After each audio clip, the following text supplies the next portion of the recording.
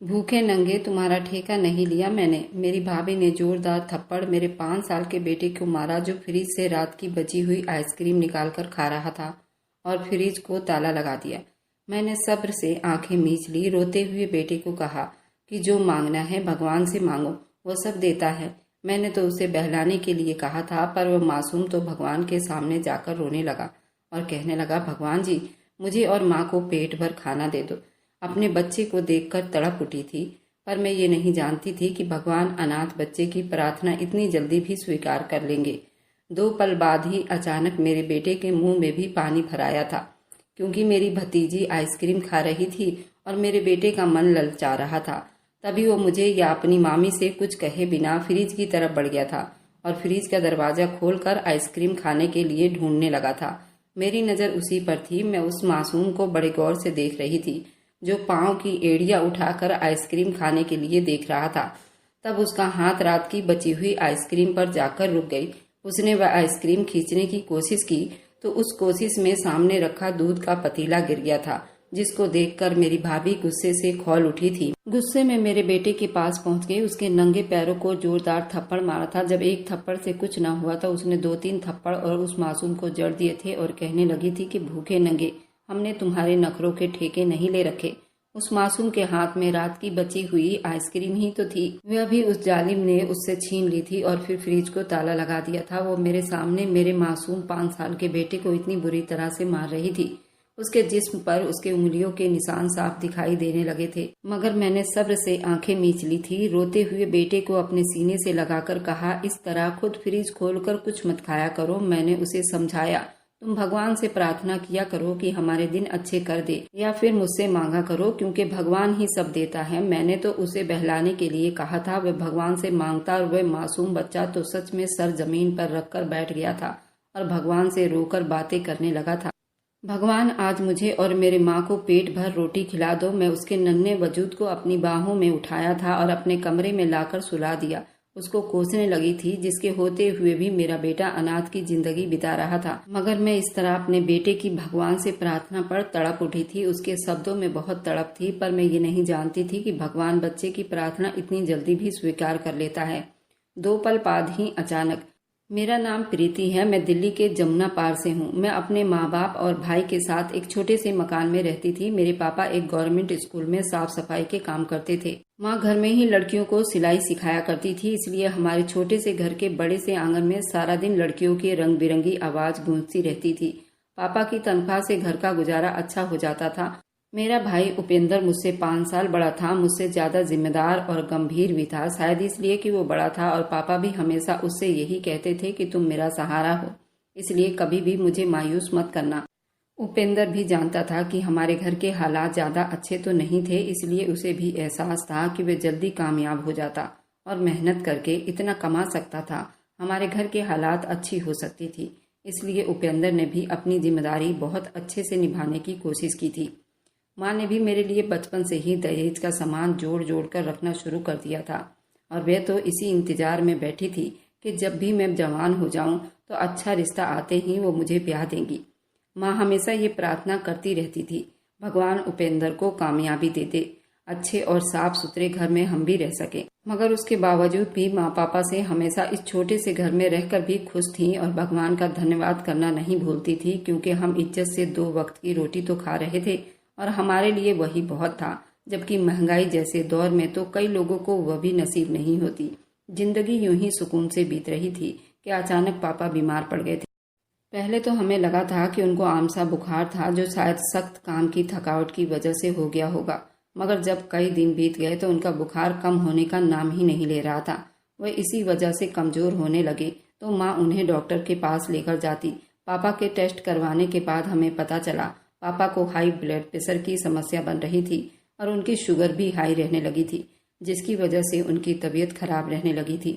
Doctor ने पापा को सख्त समझाया था कि वो काम का दबाव कम कर दें और अपनी सेहत का खास ख्याल रखें, मगर पापा ने ये सोचकर डॉक्टर की बात को नजरअंदाज कर दिया था कि अगर घर पर ही बैठे रहे तो वह और सुस्त पड़ जाएंगे। फिर घर के खर्च कौन पूरे करेगा, क्योंकि उपेंद्र भी इस वक्त पढ़ रहा था और उसे कोई नौकरी भी नहीं मिल सकती थी। इसलिए पापा आराम करने के बजाय काम पर जाते रहे। उपेंद्र इस वक्त 12वीं क्लास में था और पापा के खराब तबीयत को देखकर वह भी परेशान रहने लगा था। तब से ही वो पढ़ाई के साथ साथ पापा का और सारे घर का भी बड़ा बनकर ख्याल रखने लगा था और कभी कभार घर के कामों में माँ की मदद भी कर देता था। मैं उस वक्त बहुत छोटी थी, मगर मैं इतना जरूर समझ सकती थी कि हमारी फैमिली उस वक्त एक मुश्किल दौर से गुजर रही थी। हमारे हालात भी दिन ब दिन बिगड़ते जा रहे थे। पापा की बीमारी के बाद माँ पर भी ज्यादा बोझ पड़ गया था, मगर उन्होंने कभी मुझ पर या उपेंद्र पर कुछ जताने की कोशिश नहीं की थी। उन्होंने बच्चों को पढ़ाने के बाद कपड़े सिलाई करना शुरू कर दिए थे ताकि कुछ बचत हो सके। घर के हालात ठीक हो सकते थे। अपने तौर पर पापा को भी आराम देने की कोशिश करती और उस पर काम का बोझ कम हो जाता। मैं छोटी थी, मगर अपने तौर पर माँ की मदद के लिए कुछ न कुछ करने की हमेशा कोशिश में लगी रहती और इस तरह मुझे भी थोड़ी बहुत सिलाई और कटिंग आ गई थी। उपेंद्र ने भी बहुत मुश्किल से अपनी पढ़ाई पूरी की थी और कॉलेज में एडमिशन ले लिया था। उसने पढ़ाई के साथ ही एक अपार्टमेंट में जॉब भी शुरू कर दी थी ताकि घर के खर्चों में माँ की मदद कर सकता। मैं भी स्कूल के बाद घर आकर माँ का हाथ बटाती। हमारे हालात पहले जैसे नहीं थे, मगर पापा ने कभी हिम्मत नहीं हारी थी। वे हर वक्त मुस्कुराते रहते थे। जब उपेंद्र की पढ़ाई पूरी हो गई तो उसने फुल टाइम जॉब के लिए अप्लाई करना शुरू कर दिया था, मगर उसके पास तो कोई भी नौकरी या ज़्यादा एक्सपीरियंस नहीं था, इसलिए उसे नौकरी मिलना आसान भी नहीं था। मैं भी इस वक्त कॉलेज में पहुंच गई थी, इसलिए उपेंद्र की कोशिश होती थी कि मेरी पढ़ाई के खर्च भी वह खुद ही पूरे करे, क्योंकि वह जानता था कि पापा के तनख्वाह और माँ की कमाई से सिर्फ घर का खर्चा ही चल रहा था। वह कई महीने कोशिश करता रहा, उसे कोई अच्छी नौकरी नहीं मिली। आखिरकार बहुत मुश्किल से उसने एक छोटी सी कंपनी में जॉब शुरू कर दी थी, जहां उसकी तनख्वाह तो कम थी। हम दोनों भाई बहन के पढ़ाई लिखाई में भाई अपने नौकरी के पैसों से ही खर्च कर रहा था। उपेंद्र बहुत समझदार था, इसलिए उसने हमेशा अपनी इच्छा को पीछे छोड़कर हमारी ज़रूरत का ख्याल रखता था। वह हमेशा मुझसे यही कहता था कि अगर मुझे किसी भी चीज़ की ज़रूरत हो तो मैं उसे मांग लूं, क्योंकि वह नहीं चाहता था कि मैं अपनी ज़रूरत के लिए माँ पापा से किसी को परेशान करती। मेरा भाई उपेंद्र मुझसे बहुत प्यार करता था और मुझे लगता था कि मैं खुशकिस्मत बहन थी जो मुझे उपेंद्र जैसा भाई मिला था। मगर मैं उस वक्त नहीं जानती थी कि मैं खुशकिस्मत नहीं थी, बल्कि बदकिस्मत थी और मेरी ज़िंदगी में उपेंद्र की वजह से ही एक नर्क बनने वाली थी। जब पापा की तबीयत कुछ ज़्यादा ही खराब रहने लगी थी तो पापा ने एक दिन उपेंद्र को अपने पास बुलाया और उसको समझाने लगे थे। वह अपने पैरों पर खड़ा हो चुका था, अपना घर भी बसा लेता, क्योंकि माँ पापा चाहते थे कि उसकी शादी के बाद जल्दी से जल्द मुझे भी अपने घर का कर देते। उपेंद्र तब तो अपनी किसी भी ऐसी इच्छा का इजहार नहीं कर रहा था, बल्कि वह माँ पापा को यही कहता था कि अभी उसने शादी के बारे में कुछ नहीं सोचा। मगर जब पापा की तबीयत ज़्यादा ही खराब रहने लगी तो मजबूरन उन्होंने माँ से उपेंद्र के लिए लड़की तलाश करने के लिए कह दिया था। वे अपने ज़िंदगी में ही उपेंद्र के पत्नी और बच्चों को देखना चाहते हैं और अपने कर्तव्य से मुक्त होना चाहते थे। माँ ने भी इस पर नज़र दौड़ाना शुरू कर दिया, मगर जब उपेंद्र को इस बारे में पता चला तो वो कहने लगा, पहले वो मेरी शादी करना चाहता है, बल्कि मेरे लिए कोई अच्छा रिश्ता तलाश करना था। मम्मी ने उपेंद्र को समझाने की बहुत कोशिश की थी। वह बड़ा भाई था, इसलिए वो पहले शादी कर लेता, मगर उसने भी माँ को साफ साफ कह दिया था कि पहले वो मेरी जिम्मेदारी निभाएगा, उसके बाद ही अपने बारे में सोचेगा। आखिरकार माँ ने मेरे रिश्ते के लिए मान गई थी। मेरे घर वाले चाहते थे कि मेरा रिश्ता किसी ऐसी जगह पर होता जहाँ लोग मेरी इज्जत करते और मेरी सारी जिंदगी सुकून में बीते, मगर नसीबों का लिखा भला कौन टाल सकता था। खूबसूरत तो मैं थी ही। इस वक्त मेरी उम्र 19 साल की थी जब माँ ने मेरे लिए रिश्ता तलाश करना शुरू कर दिया था, मगर उपेंद्र को मेरे लिए कोई लड़का पसंद नहीं आ रहा था। वह हर एक में कोई न कोई कमी जरूर निकाल देता, क्योंकि वो मेरे लिए किसी अच्छे लड़के को ढूंढ रहा था जो उसकी बहन को रानियों की तरह रखता। मगर आखिरकार उसको मेरे लिए उमेश का रिश्ता पसंद आ गया था। मेरे घर वालों ने बड़ी उम्मीद के साथ मेरा रिश्ता उमेश के साथ तय कर दिया था। सबको लगा था कि मैं उमेश के साथ सारी जिंदगी हंसी खुशी रहूंगी, मगर किस्मत को तो शायद कुछ और ही मंजूर था। उमेश 2 भाई थे, उसकी 2 बहन थी, जिसमें से एक भाई और बहन की शादी हो गई थी। उमेश की एक बहन कंवारी थी, उमेश से छोटी थी। इधर मेरे पापा की तबीयत बिगड़ती जा रही थी, इसलिए माँ चाहती थी कि जल्दी ही मुझे उमेश के साथ विदा कर दे। उपेंद्र ने पापा को जबरदस्ती घर में आराम से बैठने के लिए रिटायरमेंट लेने पर मजबूर कर दिया था, क्योंकि माँ को डर था कहीं काम के बीच उनके साथ कोई हादसा ना हो जाए, इसलिए आराम करने लगे थे। फिर उपेंद्र और माँ ने दिन रात मेहनत की, जितना हो सकता था मेरे लिए जरूरत का सामान बनाया, मुझे उमेश के साथ विदा कर दिया। उमेश एक अच्छी कंपनी में काम करता था और उसकी तनख्वाह भी बहुत अच्छी थी। उसकी छोटी सी फैमिली में मेरा भी दिल लग गया था। मेरे जेठ के 2 बच्चे थे। शादी के शुरू के दिनों में तो सब कुछ बिल्कुल मामूली के हिसाब से था। मैं नई नवीली दुल्हन थी। मैं बहुत खुश थी क्योंकि मुझे उस घर में ज़्यादा कोई काम तो नहीं करना पड़ता था, क्योंकि उनके घर की हालात मेरे घर से बहुत अच्छे थे। जिस घर में वे विदा होकर आई थी वहाँ पर हर काम के लिए नौकर थे, जो घर की साफ सफाई, कपड़ों की धुलाई का काम भी कर लेते थे। मेरी जिठानी भी नौकरी करती थी, इसलिए किचन का ज़्यादातर काम मैं खुद ही करती थी, क्योंकि मुझे तो वैसे भी खाना बनाने का बहुत शौक था। मेरे पास करने को कोई खास काम तो नहीं था। और मेरे उमेश की शादी को शुरू के दिन तो बहुत अच्छे बीत गए थे। फिर एक दिन उमेश ने मुझे खुशखबरी सुनाई थी कि कंपनी उसे विदेश भेज रही है। अगर वह ये ऑफर स्वीकार कर लेता तो उसकी तनख्वाह भी अच्छी खासी हो जाती। उमेश के लिए ये मौका बहुत अच्छा था। उमेश की जिम्मेदारी ज्यादा थी क्योंकि उसकी एक बहन कंवारी थी और उसकी भी शादी करनी थी। इसलिए सब घर वालों ने उसको ये राय दिया था कि वह इस मौका का फायदा उठाए और वह ऑफर स्वीकार कर ले। मैं भी उमेश के लिए खुश थी, मगर जब उसका बाहर जाने का वक्त आया, मैंने आंखों में आंसू लिए दुखी दिल के साथ उसको विदा कर दिया था, क्योंकि वह शादी के कुछ महीने के बाद ही मलेशिया चला गया था। मलेशिया जाने के 1 हफ्ते के बाद ही मुझे मालूम हुआ था कि मैं मां बनने वाली थी। जब मुझे इस खुशी के बारे में मालूम हुआ तो मेरे आंखों में खुशी के आंसू थे। मैं खुश थी, मगर मेरा दिल उदास था, क्योंकि मुझे उस वक्त अपने पति की सबसे ज्यादा जरूरत थी। उमेश के मलेशिया जाने के बाद मेरे दिन और रात एक जैसी बीतने लगी थी।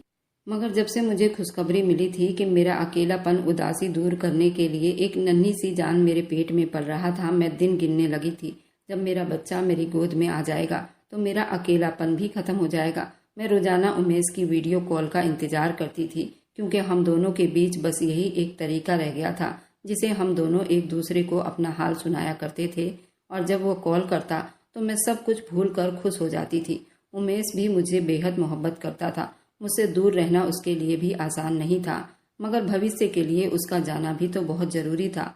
जब मैंने उमेश को मां बनने की खुशखबरी सुनाई थी तो वो बहुत खुश हुआ था। उसका बस नहीं चल रहा था कि वह उड़कर मेरे पास आ जाता, मगर वह मजबूर था और उसने मुझसे वादा किया था कि वह जल्दी छुट्टी लेकर मेरे पास जरूर आएगा।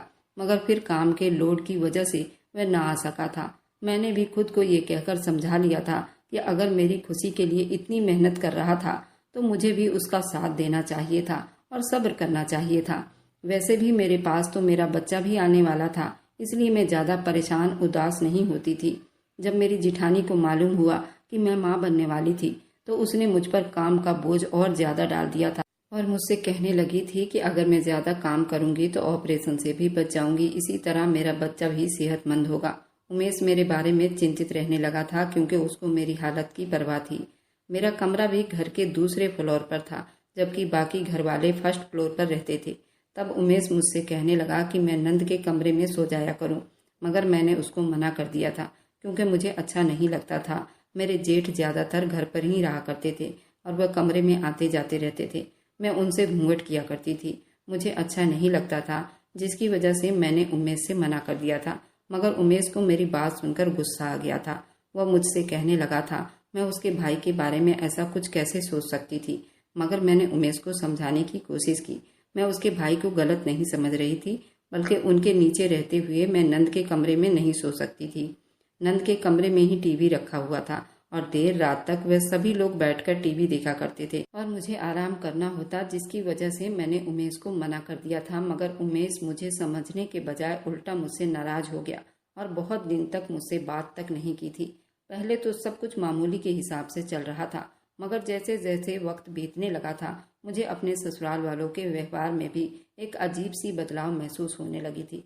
पहले जहाँ मेरी नंद और जेठानी मेरे साथ हंसी मजाक करते थे, धीरे धीरे वो मुझसे बात भी कम करने लगे थे और मेरे ख्याल रखने के बजाय वो मुझ पर उल्टा एहसान जताने लगे थे कि मैं तो वैसे भी खुश नसीब थी जो मेरा पति बाहर बैठकर पैसा कमा रहा था।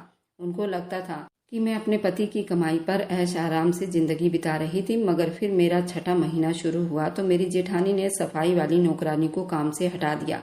मुझसे कहने लगी कि घर की सफाई का काम खुद कर लिया करूं, ताकि डिलीवरी के समय ऑपरेशन से बच सकती हूँ। मैं सारे घर की सफाई करती थी और मेरी तबीयत थोड़ी खराब रहने लगी थी। मैं हर रोज सारे घर की सफाई करती, साथ साथ किचन का भी काम करती। तब मैंने उमेश से बात की थी, वह अपनी भाभी को समझाए अब मुझसे ज्यादा काम नहीं होता, क्योंकि जेठानी के बच्चे घर में बहुत कचरा फैला देते थे, जिसकी वजह से मुझे कई बार सफाई करनी पड़ती थी। मगर उमेश ने मेरी हिमायत करने के बजाय उल्टा मुझे ही डांटना शुरू कर दिया था और कहने लगा था उसकी भाभी ने भी तो 2 बच्चे पैदा किए थे, इसलिए जैसे वे कहती हैं मुझे करना चाहिए था। मगर मेरी हिम्मत जवाब दे देती थी और मुझसे ज़्यादा काम नहीं होता था। तब मेरी जेठानी ने उमेश को मेरे बारे में न जाने क्या क्या बातें सिखाना शुरू कर दिया था कि वो मुझसे लड़ाई झगड़ा करती है और मुझे कहता था कि मैं उसकी उम्मीदों पर पूरा नहीं उतर रही थी, उसके हर काम से मना क्यों कर देती हूँ। मैंने अपनी जेठानी को भी समझाना चाहा, मगर उसने मुझे ये कहकर मायके भिजवा दिया था कि अगर मुझे आराम करना था तो मैं अपनी माँ के घर ही चली जाती। मैंने बहुत कोशिश की थी किसी तरह उमेश को समझा सकती, मगर उसकी तो सिर्फ अपनी भाभी की हर बात ठीक लगती थी, क्योंकि उमेश मुझे अक्सर कहता था कि उसके माँ के मौत के बाद उसकी भाभी ने उसका पूरा घर संभाला था। मगर मैं भी जानती थी उमेश की माँ की मृत्यु को ज़्यादा वक्त नहीं बीता था, मगर मैं बहस करना नहीं चाहती थी और न समझती थी, क्योंकि मुझे भी इस वक्त आराम की ज़रूरत थी। इसलिए मैं भी अपना सामान लेकर माँ के घर आ गई।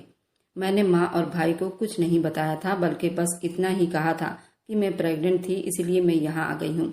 माँ के घर जाने के बाद मुझे ऐसा लगा जैसे मैं किसी कैद से निकलकर एक अच्छी जगह पर पहुँच गई थी और माँ भी मेरी हर ज़रूरत का ख्याल रखने लगी थी। मगर मेरे दिल का बोझ कम नहीं हो रहा था। उमेश के रवैये ने मुझे अंदर से तोड़ कर रख दिया था। मुझे यकीन नहीं आता था वही उमेश जो शादी के शुरू में मुझसे सबसे ज्यादा मोहब्बत करता था, मेरी तकलीफ को समझने के बजाय अपनी भाभी की बातों में आकर मुझसे अपना दिल बुरा कर बैठा था और मुझसे गुस्सा रहने लगा था। उमेश ने मुझसे बात करना भी कम कर दिया था। पहले जहां वो मुझसे रोजाना वीडियो कॉल पर बात करता था, मगर अब हफ्ते में एक आधा बार ही मैसेज कर देता, फिर अजनबी सा हो जाता। मैं खुद से सवाल करती क्या वह भी मेरे लिए तड़प रहा होगा या सच में वह इतना बिजी हो गया था। वह अपने परिवार और अपने काम के प्रेशर में मेरी याद को भी धुंधला गया था। माँ बस मुझे सब्र की पाठ पढ़ाती थी, मगर माँ शायद जान गई थी मेरे और मेरे पति के बीच अनबन चल रही है, तभी ही वो चुप चुप उलझी उलझी सी रहने लगी थी। मैं भी अंदर अंदर टूट रही थी। जब मेरे आखिरी महीने शुरू हो गए, उस बीच उमेश ने मुझसे 1-2 बार ही फोन पर बात की थी, मगर उसका व्यवहार मेरे साथ बिल्कुल बदल गया था। वो मुझे लंबी लंबी भाषण सुनाता था। जो बात मैंने उसके भाभी या नंद को मैंने कही भी नहीं थी, उस बात को लेकर मुझसे लड़ाइयाँ करता, मुझे ताने देता। मैं ये सब बर्दाश्त कर रही थी। वो मुझसे अक्सर फोन पर छोटी सी बात करके रख देता था या काम का बहाना बनाकर फोन बंद कर देता। मैं आंखों में आंसू लिए खुद को तसल्ली देती, जब मेरा बच्चा दुनिया में आएगा फिर तो सब कुछ ठीक हो जाएगा। इसलिए मैं उमेश का हर तरह का व्यवहार बर्दाश्त कर रही थी। फिर वह दिन भी आ पहुंचा जब मैंने एक खूबसूरत से बेटे को जन्म दिया था। उस पल मेरी खुशी का कोई ठिकाना नहीं था। माँ और उपेंद्र ने मेरा बहुत ख्याल रखा था, मगर मेरे दिल में एक आह जरूर थी कि मेरा पति मेरे बच्चे का बाप मेरे साथ नहीं था। उन दिनों माँ ने उपेंद्र के लिए भी लड़की पसंद कर ली थी। उपेंद्र के ससुराल वालों को भी यही शक होने लगी थी कि आखिर मैं अपने मायके में क्यों थी, क्योंकि उपेंद्र के ससुराल वाले जब भी आते तो मैं उनकी नज़रों के सामने होती थी, जबकि मेरे ससुराल वालों में से उन्होंने किसी को भी आज तक नहीं देखा था। इसलिए उनके दिमाग में शक थे और सवाल थे। मगर उस वक्त पापा ने सारी समस्याओं को संभाल ली थी। मैं भी बेफिक्र हो गई थी, मगर उपेंद्र को बहुत गुस्सा आया था। उसको बेशक माँ या मैंने कुछ नहीं बताया था, मगर सब कुछ उसकी आंखों के सामने था। मेरा बेटा 2 महीने का होने वाला था, जबकि मेरे ससुराल में से कोई भी उसको देखने तक नहीं आया था। उमेश ने अपने बेटे को देखा था। मेरा हर दिन बेचैनी और परेशानी में बीतने लगा था। मुझे लगने लगा था जैसे मैं अपने माँ बाप और भाई पर बोझ बन गई थी। उपेंद्र ने भी पढ़ाई पूरी कर ली थी और उसकी नौकरी भी अच्छी लग गई थी, इसलिए समस्याएं पहले से बहुत अच्छी हो गई थी। मगर मेरा दिल हर नए दिन के साथ डूबता जा रहा था। आखिर उमेश मेरे साथ ऐसा क्यों कर रहा था? मैंने तो कुछ नहीं कहा था और ना ही मुझे कुछ बताता था, ना ही उसके घर वालों ने मेरी कोई खबर ली थी। मैं जब भी अपने बेटे चिंटू को देखती, मुझे अपनी किस्मत पर और उस मासूम की जिंदगी पर रोना आता। मैं जानती थी कि मेरे साथ जो कुछ भी हो रहा था, उमेश का मेरे साथ जैसा व्यवहार था, वह सिर्फ और सिर्फ मेरी नंद और जेठानी की वजह से ही तो हुआ था, क्योंकि वे दोनों अच्छी तरह से जानती थी कि उमेश की नौकरी बहुत अच्छी थी और वो मुझे हर महीने अच्छे खासे पैसे भेजता था। लेकिन उसने सिर्फ 2-3 महीने तक ही पैसे भेजे थे। उसके बाद पैसे भेजने भी बंद कर दिए थे। मेरी डिलीवरी हुई थी, उसमें उसने 1 रुपये भी नहीं दिया था, क्योंकि मेरी जिठानी ने मेरी तरफ से उसके कान में उल्टा सीधा जहर भर दिया था कि मेरे भाई की सरकारी नौकरी है, मेरे पापा की सरकारी नौकरी है और हमारे पास पैसों की कोई कमी नहीं है और जब मैं मायके में रह रही हूँ तो पैसे वो क्यों भेजे? क्योंकि मेरे पति को उसकी छोटी बहन की शादी करनी थी। मेरी जेठानी भी प्राइवेट नौकरी करती थी, जेट सप्लाई का काम करते थे। वे दोनों पति पत्नी अपने पैसे तो बैंक में जमा कर रहे थे और सारी जिम्मेदारी जेठानी के बच्चों की और नंद की और घर के पूरे खर्च उमेश के सर पर थी। मेरे पति को ये नजर नहीं आती थी। उसके दिमाग में तो न जाने क्या भर गया था जो अपने बच्चे और अपनी पत्नी को बिल्कुल भूल गया था। इसलिए तो मेरी नंद और जेठानी ने मिलकर उमेश को मेरे खिलाफ भड़काया था और उसने भी उन दोनों की बातों में आकर मुझे पैसे भेजने बजाय अपनी भाभी को भेजना शुरू कर दिया था। उमेश का कहना था मेरी नंद चंदा की मेरी जेठानी उनकी माँ की जगह थी, मगर मेरी उन सब में क्या गलती थी जो मुझ पर व मेरे बेटे पर ये सब जुल्म ढाया गया था। वक्त जैसे थम सा गया था। मैं उमेश की तरफ से मिलने वाली हर उम्मीद, हर खुशी को अपनी मुट्ठी से फिसलता हुआ देख रही थी। वे मर्द जो कभी मुझे दिन भर में कई फोन करता, अपनी हर छोटी खुशी मेरे साथ शेयर करता था, अब वो हफ्तों तक मेरा हालचाल पूछना भी अच्छा नहीं समझता था। मैं चिंटू को सीने से लगाए सोचती रही कि अगर मैंने कोई गलती की होती तो शायद मुझे कुछ सुकून भी होता और उमेश का व्यवहार भी समझ में आता, लेकिन मेरा दिल और दिमाग दोनों गवाही दे रहे थे मैं बेकसूर थी। उन्हीं दिनों बरखा मेरी भाभी बनकर आ गई थी। शादी के हल्ला गुल्ला में कुछ पल के लिए मैं अपना हर गम, हर दुख भुला गई थी, लेकिन फिर कुछ दिनों के बाद मेरी उदासी लौट आई थी। उमेश का व्यवहार मेरे साथ दिन ब दिन गर्माता गया। पहले तो सिर्फ खर्चा आना बंद हुआ था, मगर फिर फोर आना भी बंद हो गया था और अंत में वह दिन भी आया था जब मैं अपने बेटे की सालगिरह पर उसे खुद से फ़ोन किया था और उसने फ़ोन काट दिया था। मैंने आंखों में आंसू लिए बस चिंटू को इतना कहा था कि अब तुम्हारे पापा तुम्हें जन्मदिन विश करने नहीं आएंगे क्योंकि वो बहुत बिजी हो गए हैं। लेकिन सच ये था कि वो बिजी नहीं हुए थे, बल्कि मेरी नंद और जेठानी ने उसके दिल से मेरी जगह छीन ली थी। मेरे ससुराल में हर दिन मेरे लिए एक नया ताना, एक नया इल्जाम और एक नई साजिश बनती जा रही थी। जिस तारीख को मेरे भाई की शादी थी उसी तारीख में मेरी नंद की भी शादी थी। मेरे पति ने कहा था कि मुझे अपनी नंद के शादी में होना चाहिए, सारे घर के काम की जिम्मेदारी मेरे ऊपर होगी। उस वक्त मेरा बेटा बहुत छोटा था। मेरे पति को मेरे बेटे की कोई चिंता नहीं थी। मेरे मम्मी पापा ने मुझे वहां जाने से मना कर दिया। इसी बात पर उमेश मुझसे ज्यादा गुस्सा हो गया। मैंने कहा भी कि मेरे भाई की शादी उसी डेट पर हो रही है और मेरे घर में मेरी ज्यादा जरूरत है, इसलिए मैं वहां नहीं जा पाऊंगी। वहां पर तो भाभी हैं और जब भाभी माँ बनी हुई हैं तो वही संभाले। इसी बात पर उमेश मुझसे बहुत नाराज हो गया था और जब मैं वहां नहीं गई तो मेरी नंद और जेठानी ने मेरे खिलाफ मेरे पति को बहुत भड़काया था। बात डिवोर्स तक पहुंच गई थी। मेरे माँ बाप पहले ही उमेश की वजह से चुप थे क्योंकि उनका मानना था कि बेटी की इज्जत पति के साथ है और औरत को ही सब कुछ सहना सीखना चाहिए। मेरे साथ जो कुछ हुआ था वो मेरे माँ बाप बहुत मुश्किल से बर्दाश्त कर रहे थे और मुझे भी सब्र करने का कहते थे क्योंकि मेरे पास मेरा बेटा था। मुझे इसलिए खुद को संभालना ही था। इसलिए मैंने कोशिश करना शुरू करती थी कि मैं खुद भी उमेश को भूल जाऊंगी जैसे वो मुझे भूल गया था और मैंने घर के कामों में दिल लगाना शुरू कर दिया था। जब उस इंसान को ही अपनी पत्नी और बेटे की फिक्र नहीं थी तो मैं उसकी फिक्र क्यों करती जब मेरी कोई गलती ही नहीं थी। मेरी भाभी बहुत अच्छी थी, उसे भी जल्दी सब कुछ मालूम हो गया था। जो कुछ मेरे साथ हो रहा था उसने भी मुझे सब्र से काम लेने को कहा था। मुझे भला और क्या चाहिए था? जब मेरा सारा मायका ही मेरे साथ था तो मैं अपने खुदगर्ज ससुराल और पति के फिक्र में क्यों घुलती। मैंने अपना सारा ध्यान सिर्फ और सिर्फ अपने बेटे पर लगा दी थी और हर रोज उसको देख देख कर जीने लगी थी। मगर शायद किस्मत को मेरा सुकून से रहना भी बर्दाश्त नहीं हो रहा था। पापा बीमार रहने लगे थे और इसी बीमारी में एक दिन वे भगवान को प्यारे हो गए थे। मुझे लगा था मेरे सर का साया भी छिन गया था। पापा के भरोसे ही तो मैं अपने बेटे को लेकर यहाँ बैठी थी। जब पापा ही नहीं थे तो मैं किस उम्मीद पर रहती। मेरा भाई बेशक मुझे और मेरे बेटे को बहुत अच्छा चाहता था, मगर आखिर कब तक? अब तो उसकी भी शादी हो चुकी थी। अब उसकी अपनी जिम्मेदारी बढ़ने लगी थी। पापा के मृत्यु के बाद तो घर जैसे सूना सूना हो गया था। उनकी बातें, उनका आशीर्वाद, उनके मौजूदगी की कमी जैसे हर दीवार से झांक रही थी। मैं दिन भर अपने बेटे के साथ खेलती, अपना दुख छुपाने की, हंसने की कोशिश करती। सच तो ये था कि मेरे अपने अंदर ही कुछ मर चुका था। पापा के होते हुए मैं खुद को मजबूत समझती थी, मगर अब कमजोरी हर दिन मेरा दामन थाम लेती थी। भाई ने वैसे तो मेरा पूरा ध्यान रखा हुआ था, माँ भी मेरी हिम्मत बढ़ाती थी, मगर हकीकत ये थी कि भाई अब खुद एक पति था और बहुत जल्द बाप बनने वाला था। उसके दिल में मेरे लिए मोहब्बत जरूर थी, लेकिन वक्त और ध्यान अब उसके पास नहीं था। जो पहले हुआ करती थी। मैंने किसी से कोई शिकायत नहीं की थी क्योंकि मुझे मालूम था वह घर जिसमें अपने बेटे के साथ रह रही थी वह न तो मेरे पति का था और न ही मेरे बेटे के बाप का। इसलिए मैं हर दिन अपने बेटे को सीने से लगाकर यही सोचती थी। मेरे जीने की असल वजह बस यही था। और फिर एक दिन वह भी आ गया था जब मेरा भाई भी एक बेटी का बाप बन गया था।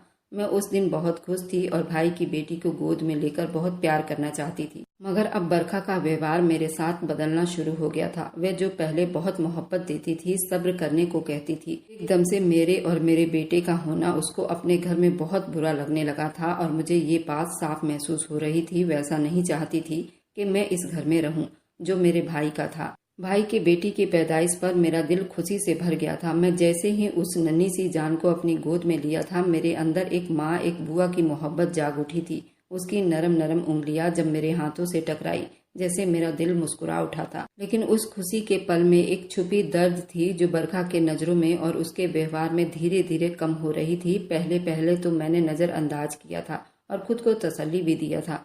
शायद थकावट का असर था, लेकिन दिन बीतते गए और बरखा का व्यवहार बदलता गया था। अब भला वो मुझे क्यों बर्दाश्त करती। अब वो बात बात पर गुस्सा हो जाती थी। कभी उसे मेरे बेटे के खिलौने का शोर बुरा लगता तो कभी किचन में मेरा रहना उसे खटकता था।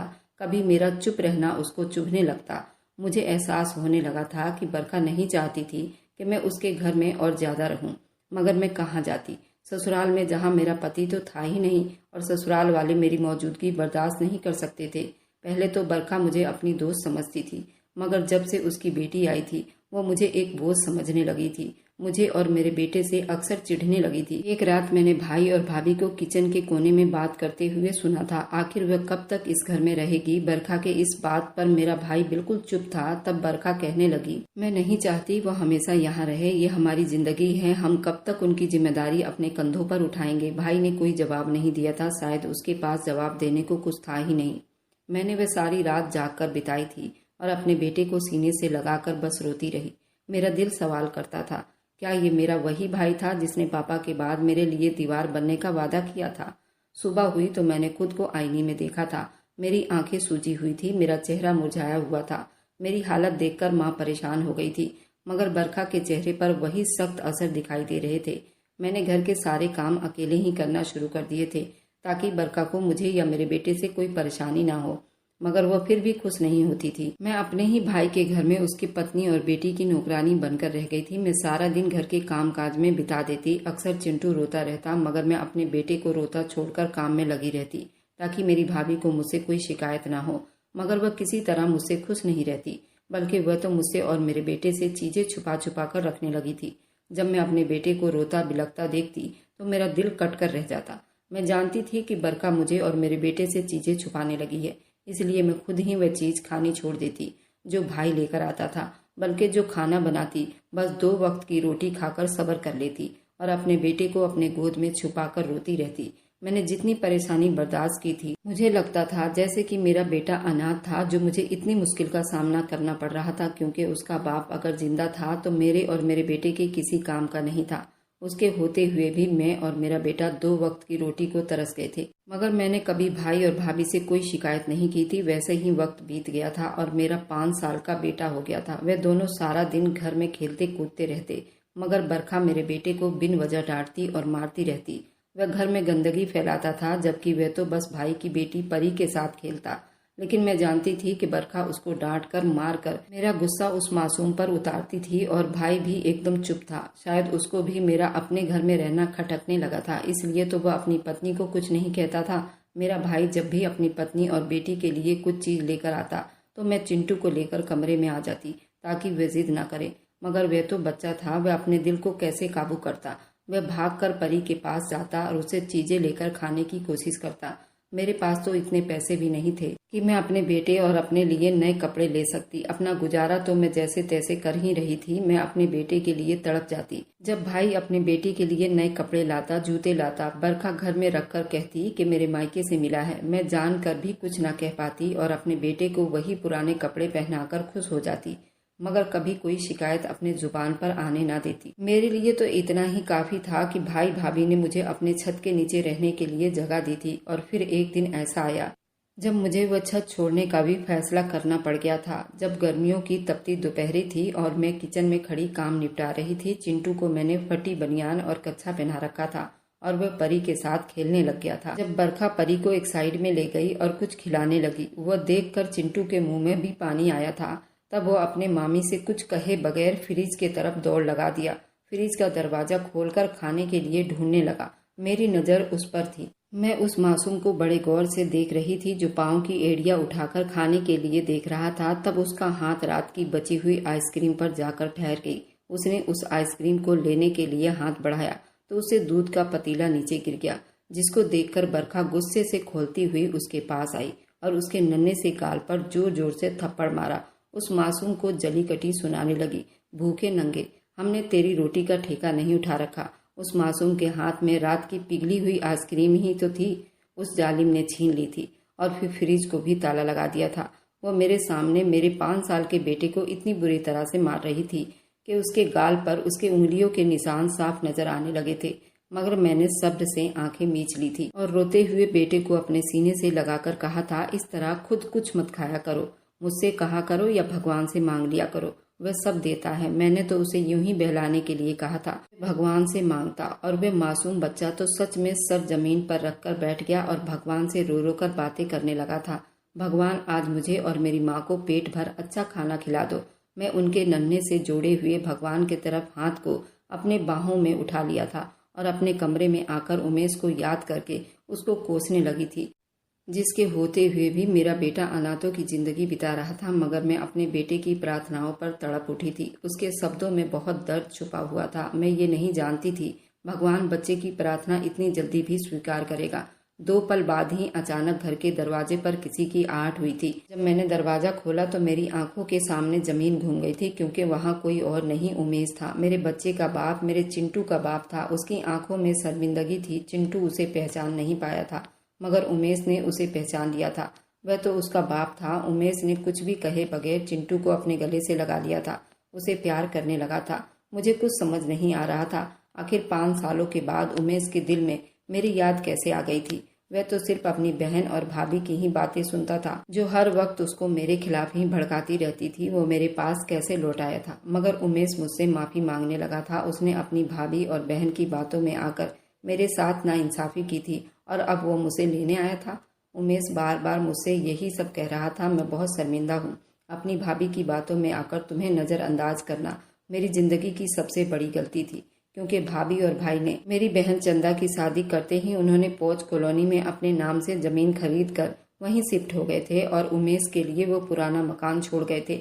उमेश के दिमाग में अब वो सारी बातें आने लगी जब उमेश ने उस घर के लिए अपनी बीवी और बच्चों तक का छोड़ दिया था और आज वे खाली हाथ रह गया था। और उस पुराने मकान में भी मेरे जेठ और जेठानी का हिस्सा था। अब दोनों नंद भी बड़े जेठ जेठानी को गलत ठहरा रहे थे, क्योंकि उमेश की भाभी ने मेरी नंदों को कुछ भी नहीं दिया था और सब कुछ लेकर अपना मकान बनाकर अकेले बैठ गई थी। अब उमेश को सब कुछ समझ में आ गया था, तभी वह शर्मिंदा होकर मुझे लेने आ गया था और उसे एहसास हुआ था कि भाभी की बातों में आकर मैंने तुम्हारे साथ कितना बड़ा धोखा किया था, जबकि तुमने हमेशा मेरा साथ दिया। मैं तो मर्द कहलाने के लायक भी नहीं। मैंने उमेश से बस इतना कहा था, मुझे अपने लिए बुरा नहीं लगा जब तुम अपने बेटे को भी भूल गए, जब मुझे बहुत दुख हुआ था। ये कहते कहते मेरी आवाज़ भारी हो गई थी, मगर मैं रोई नहीं।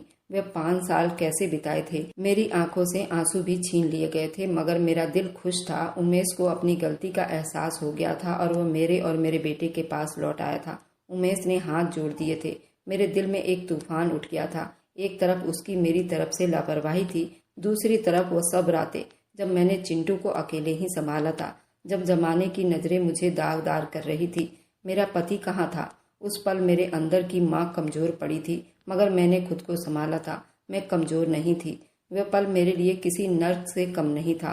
5 साल की रातें, उसमें रोना और भगवान से प्रार्थना सब रंग ले आई थी, मगर दिल में अभी भी डर था, कहीं मेरी जेठानी एक बार फिर से मुझे उस घर से न निकाल दे। मगर उमेश ने मुझसे वादा किया था कि वह हर हाल में मेरा साथ देगा, क्योंकि उसको मुझ पर भरोसा था। आज मैं और उमेश अपने बेटे चिंटू को लेकर मलेशिया में आ गई थी। उस पुराने मकान को हमने किराए पर उठा दिया था। जेठानी से दूर अपने पति के साथ एक ऐसी दुनिया में रह रही हूँ जहाँ मुझे अब तो अपनी भाभी की भी कोई जरूरत नहीं और न ही अपनी जेठानी और नंद के इल्जाम का कोई डर। हाँ, मेरी नंद और जेठानी का फोन आता है। अब वो मुझसे बड़ी मीठी मीठी बातें करती हैं। जितना दिल उन लोगों ने मेरा दुखाया मैं कभी नहीं भूल सकती। और मेरी भाभी भी मुझसे कभी कभी फोन पर बात करती रहती हैं। और मेरा बेटा भी यहाँ स्कूल में पढ़ रहा है, लेकिन वे 5 साल के घाव में कभी भुला नहीं सकती। मैंने अपने पति उमेश को तो माफ कर दिया, लेकिन मेरे इस आपबीती को सुनाने का मतलब यही है कि मेरा मैसेज उन सभी मर्दों के लिए होना चाहिए जो विदेश में बैठे या अपने घर वालों के चढ़ाने में आकर अपने बीवी बच्चों को त्याग देते हैं, सिर्फ अपने पैरों पर ही कुल्हाड़ी मारते हैं, क्योंकि हर कोई अपने फायदे के लिए तुम्हें इस्तेमाल करना चाहता है। और जब उनका मकसद पूरा हो जाता है तो तुम्हें एक पुराने कपड़े की तरह निचोड़कर बाहर फेंक दिए जाते हो और बाद में तुम्हें अपने बच्चे और बीवी ही संभालते हैं। तो इसलिए याद रखिए, किसी के चढ़ाने में आकर अपने परिवार को ना खोए। मेरी बात अगर आप लोगों के दिल तक पहुंची है तो इस वीडियो को ज़्यादा से ज़्यादा शेयर करना। और मेरी वीडियो आप लोग जहां कहीं से भी देखते हैं, कमेंट में अपने शहर और राज्य का नाम जरूर बताएं। मुझे आप लोगों के कमेंट पढ़ने में बहुत आनंद आता है और उन सभी का मैं बहुत बहुत धन्यवाद करना चाहती हूँ जो लोग मेरी वीडियो को देखते हैं, लाइक करते हैं और शेयर करते हैं। अगर आपको आज की कहानी पसंद आई है तो वीडियो को जरूर लाइक कीजिएगा और अपने दोस्तों के साथ शेयर भी कीजिएगा। और हाँ, अगर आपने अभी तक हमारे चैनल को सब्सक्राइब नहीं किया है तो जरूर सब्सक्राइब कर लें। मिलते हैं हम अपनी कल की एक और नई दिलचस्प कहानी के साथ। मुझ पर सदा अपना प्यार और स्नेह बनाए रखें। सभी को मेरा प्यार भरा नमस्कार दोस्तों। खुश रहें, स्वस्थ रहें, मस्त रहें।